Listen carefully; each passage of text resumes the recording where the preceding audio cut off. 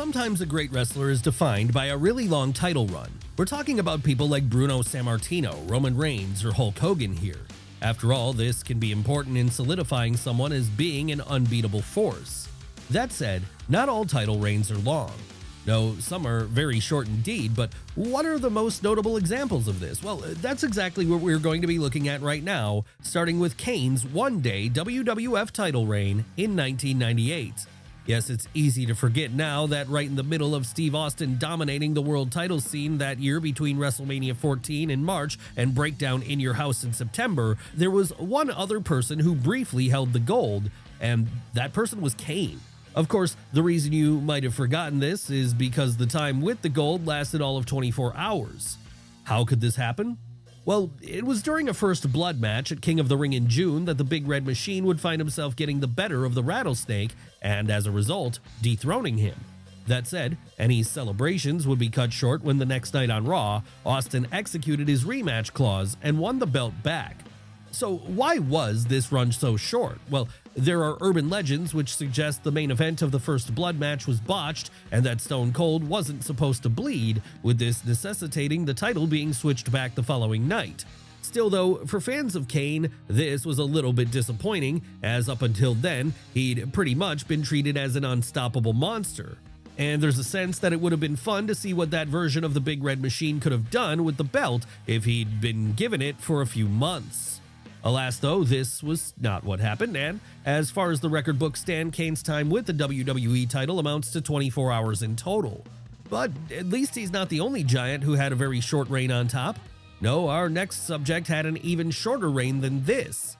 That's right, it's time for us to talk about Andre the Giant and the time he beat Hulk Hogan for the belt in 1988. Now, this one should be familiar to anyone who was watching back during the golden era of WWF, as it was at the February 5th episode of The Main Event that year, a show which to this day still has the highest viewership of any broadcast for that company at 33 million viewers. And the reason there were so many people watching on this evening was because they were about to see the rematch of the century, the second showdown between Hulk Hogan and Andre the Giant following their legendary meeting at WrestleMania 3 a year prior. This time though, it would not be the Hulkster coming out the victor. No, following a screwy finish which saw Andre's associate, the $1 Million Man, pay a referee to get plastic surgery so he could stand in as Dave Hebner, a bit of twin magic was carried out, with all this resulting in the Giant ending up with the gold around his waist. Or at least he would have the gold around his waist at first. Within a matter of minutes though, he'd have sold the title to Ted DiBiase. Yes, the whole thing had been a ploy by the $1 Million Man to win the belt without actually having to win it, and this meant Andre's one and only run on top in WWF lasted all of 5 minutes. Not that DiBiase would get a long run himself though, because after carrying the top prize around the house show circuit for the next week or so, he'd be stripped of it by Jack Tunney, then kayfabe president of the company, who decided the way he'd come into possession of it was not within the rules. What happened after that? Well, the now famous one-night tournament for the title would take place at WrestleMania 4. And interestingly, despite both being in the tournament, neither Hogan nor Andre would come out the winner here. No, it would be Macho Man Randy Savage who ended up reigning victorious once the night was over, with this allowing him to start his own first run on top. And as for Andre, well, he'd never reach that height again because with his health starting to fail him by now, he'd gradually move himself away from the ring more and more, with all this continuing up until the point that he passed away in 1993. Should he have gotten a longer reign with the belt? We're sure fans would love to have seen it, but then the timing was never really right for him to do this when he was at his peak. So giving him that gold watch run toward the end of his career was really about the best that could be done, as it at least put him in that lineage whenever someone goes back and looks at the record books.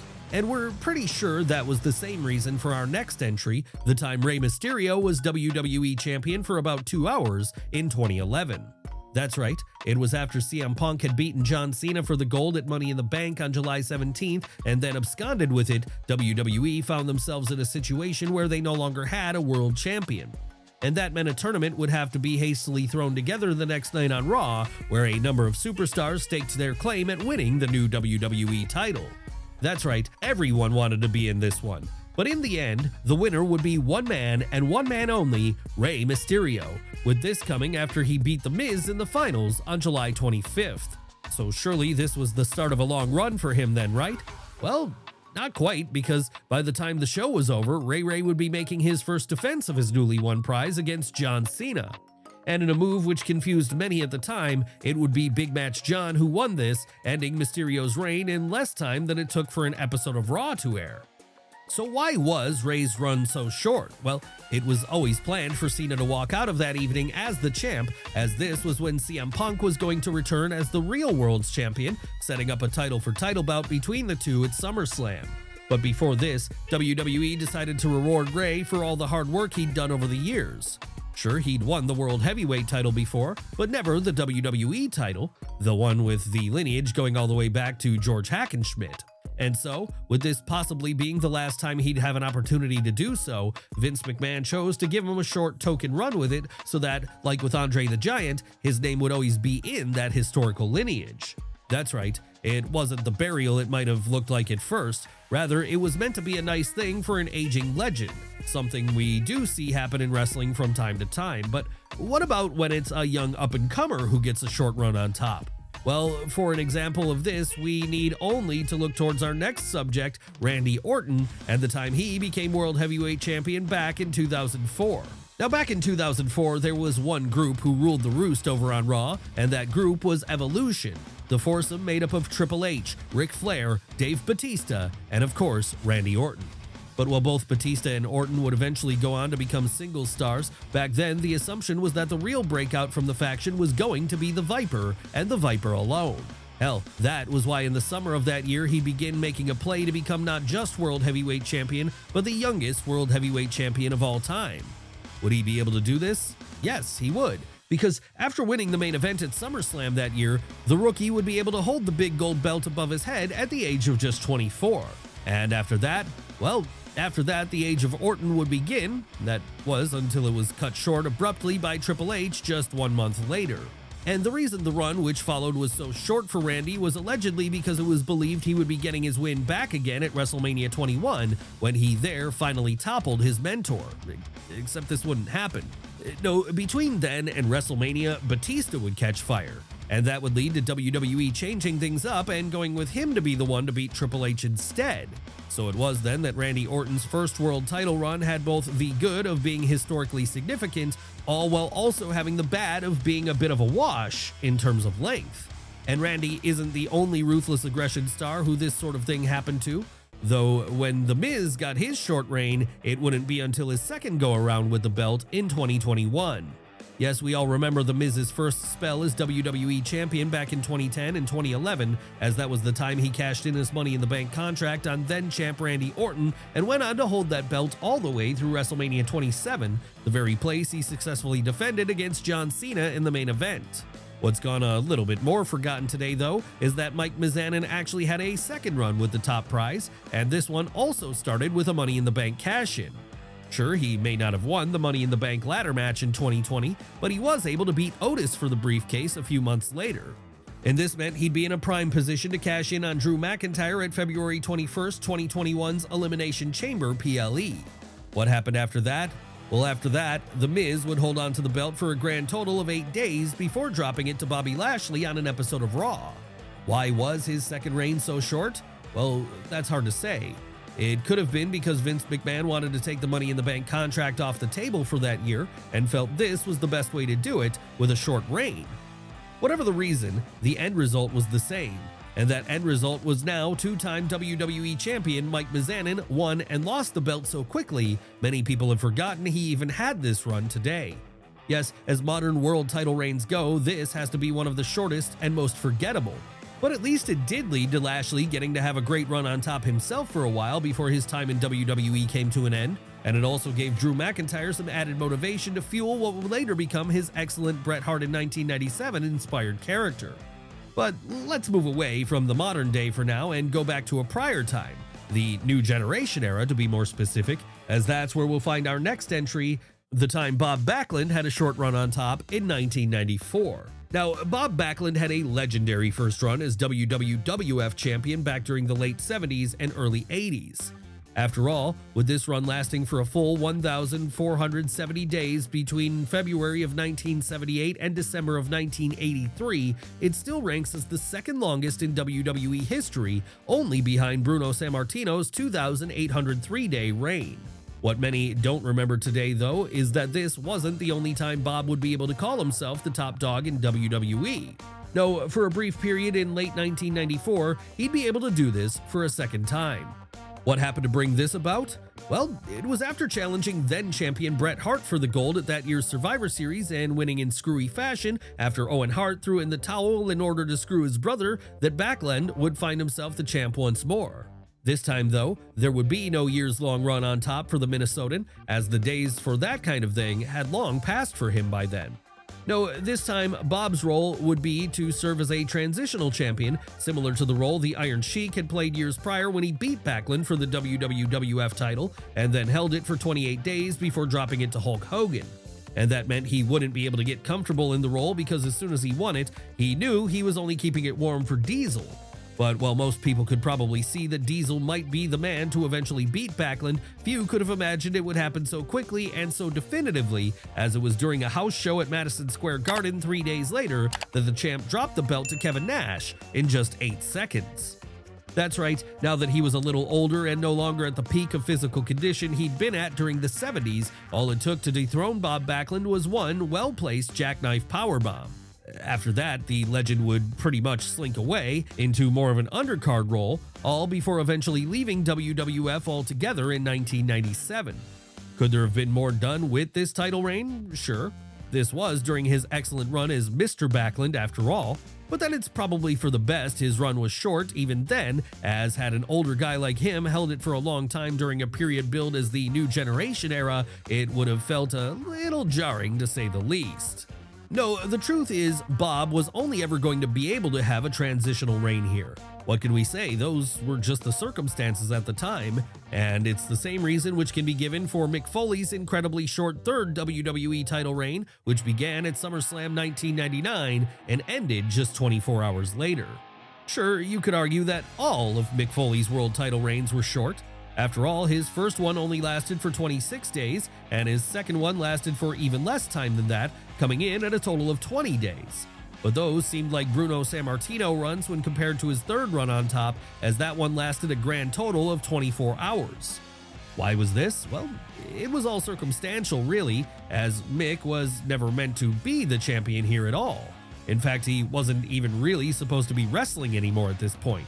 No, after Foley had gone to Vince McMahon in the summer of 1999 and complained about having health issues following his Royal Rumble bout with The Rock, the initial decision had been that, for the sake of his well-being, he would retire right then and there. But those plans got thrown up in the air when it became apparent Steve Austin was going to need neck surgery and would be out for the better part of a year. Yes, needing a strong babyface to carry them through at least part of this time, WWE asked Mick to stay on for a little while longer. And this would lead to him becoming part of a triple threat match for the WWF title at SummerSlam that August. Who were the other two people in this bout? Well, they would be Stone Cold, then champion, and Triple H, then #1 contender. And while most expected either Austin to retain here or the Game to win it, it would be Mankind who came out the victor. Of course, any celebrations on his part would be short-lived, as the very next night on Raw, he'd drop it to Triple H as he started his first reign on top. But that wasn't the only short world title reign in WWF during the summer of 1999. No, mere weeks later, the same thing would happen again when Vince McMahon held the gold for 4 days. Yes, the fact that Vince McMahon himself was WWF champion is a bizarre fact to say the least, and the reason it happened was because this was when the boss was first starting his on-screen beef with Triple H at the turn of the millennium. So naturally then, because the two were beefing, it eventually led to a one-on-one match, a match which would take place on the September 14th, 1999 episode of SmackDown, and which would see the WWF title be on the line. But while this might, on the face of things, have seemed like a routine defense for the Game, in the end it proved to be anything but, because after Steve Austin interfered in order to screw the champ, someone he was still then feuding with at the time, it allowed Vince to pick up the win. That's right, this was the first example of an alliance between the Boss and the Rattlesnake, though as both were technically babyfaces here, it didn't have such a disastrous effect on business as it would have in the spring of 2001. No, here it allowed McMahon to return to television after having been banished forever mere months prior at Fully Loaded in July. And it also meant that for the first time, he was the one who had the gold. Of course, with Vince never being a proper wrestler, it was unlikely he was going to be able to defend the belt for long, and realizing this is probably why he chose to vacate it 4 days later on SmackDown. That said, at least the game would go on to get the belt back, multiple times over in fact. And in doing so, he'd establish himself as a true top guy in WWE. One person who failed in establishing himself as this when he finally won the big one, though, would be our next subject, and that's because Rob Van Dam never won the gold back again after his initial 21-day run in 2006 was cut short. What a tragedy this one was then, because seeing Rob Van Dam with the WWE title around his waist was something fans had been clamoring for ever since he first joined the company in 2001. Hell, back then, he was one of the very few bright spots of the whole invasion angle, as seeing him get to mix it up with the likes of Stone Cold Steve Austin and Kurt Angle mere months after his debut felt fresh and exciting. But RVD wouldn't win the top prize at that point in time. No, he'd have to wait until the middle of the decade to do this, and the reason he won it was because ECW had just been reformed. That's right, after Paul Heyman's Renegade promotion had a rebirth in 2005 with their One Night Stand pay-per-view, the decision was made to bring it back as a full-time third brand in 2006. And this full-time third brand would be kicked off with One Night Stand 2 in July of that year. Obviously then, a show like this needed a big main event, a main event on the level of Rob Van Dam cashing in his Money in the Bank contract to challenge then WWE Champion John Cena. As you can imagine then, RVD would win this one, but while this seemed to set him up as a proper main event guy going forward, alas, that was not to be. And the reason for that was because, only a couple of weeks into his reign, Rob would be caught with banned substances in his car with Sabu. And back then, this was enough to see the ECW original be forced to drop his gold on TV immediately thereafter, all before being sent away for a 30-day suspension. If only things could have been different then, because after that night in the Hammerstein Ballroom where he dethroned Big Match John in front of one of the most raucous crowds in memory, RVD felt like the hottest thing going, someone who could have had a lengthy run. Honestly, it would have injected some freshness into the main event scene in 2006 and would have given fans a champion they could unanimously get behind. But what about someone that held the title for mere minutes? Well, for that, we need to look at our next subject, the time Jeff Hardy was world champion. That's right, let's flash back to 2009. That was the point where, after having gone through a short reign with the WWE title a few months prior, the charismatic Enigma hoped to climb the mountain once again. And climb the mountain he would, as at Extreme Rules in June of that year, he'd challenge his long-term rival Edge for the Rated R Superstars World Heavyweight title in a ladder match. Who came out of this one the winner? Jeff Hardy, of course. And that seemed like it was going to be the start of a properly long run for him then. Or at least this was what everyone thought. Elsewhere though, CM Punk had other plans, and those plans involved him cashing in the Money in the Bank contract he'd won at WrestleMania just a few months prior. Yes, any hopes Jeff had of going for the long haul here were premature, because before he'd even had a chance to catch his breath, his first challenger would be presenting himself. And because Punk was so fresh at this point, it made it easy for him to pick the bones of the new champion and pin him after only 1 minute and 2 seconds. Would the charismatic Enigma ever get another run on top? Yeah, he would regain the title a couple of months later, in fact, though this reign would turn out to be a short one too, clocking in at just 27 days this time. Maybe it was just always destined to be this way for him then, having short runs with the gold and never anything which was more substantial in length. Sometimes that happens. After all, even the best of them have been known to have a short run with the title from time to time, and in 1997 there was arguably no one better than Bret Hart, which is why his 24-hour run back in February of this year seems so fitting to talk about here. So how did this one come about? How is it that the best there is, the best there was, and the best there ever will be managed to celebrate his 4th time as WWF champion here, only for that reign to end just 1 day later? Well, the answer is it was never supposed to happen at all. At least not yet. No, the original plan heading into WrestleMania 13 had been for the Hitman to have his rematch from the year before with Shawn Michaels, with him this time going over. But after HBK lost his smile and vacated the belt at the beginning of February, everyone's plans were thrown up in the air. And that meant that the Fatal 4-Way match to determine who was going to be the #1 contender for the title at In Your House 13 Final 4 would now be for the belt itself. Needless to say then, Bret won this one, outlasting Steve Austin, The Undertaker, and Vader in order to do so. But that didn't mean he was going to walk into the showcase of the Immortals as champion. No, by this point, plans had changed, and so because of that, a title bout would be booked for the following night on Raw, which saw Hart defend his newly won gold against Psycho Sid. And wouldn't you know it, Sid would win this one, as following Shawn Michaels' injury, the Boss would choose to main event with the Big Man versus The Undertaker for the world title instead, all while Bret Hart would be wrestling Stone Cold in the middle of the show. But while this might have seemed like a blow to the Hitman, especially as it meant him dropping the title after just one day, he'd have the last laugh because at WrestleMania 13, he and Austin would absolutely tear it up in one of the greatest matches in WWE history. As for Sid and The Undertaker, well, they'd quite literally stink the joint out if a certain urban legend about Sid soiling himself during the match is to be believed. Yes, as it turned out, Bret and Austin didn't need the belt to steal the show. That said, it probably would have taken things to another level of excitement if they did. In the end, though, this was not the way things were destined to be. No, Hart's fourth run as champ would largely go forgotten, with it being his fifth run later in the year, which became far more memorable on account of it leading directly into the Montreal Screwjob and the Hitman's subsequent exit from the company. But don't let that be a reason to ignore his short fourth reign as, while it may not have lasted long, it still gave us that excellent four-way match at In Your House 13, and it helped to push on the story of him versus Steve Austin. So for those reasons alone then, it deserves to be better remembered. But then we guess the same could be said about all the short reigns we've looked at today.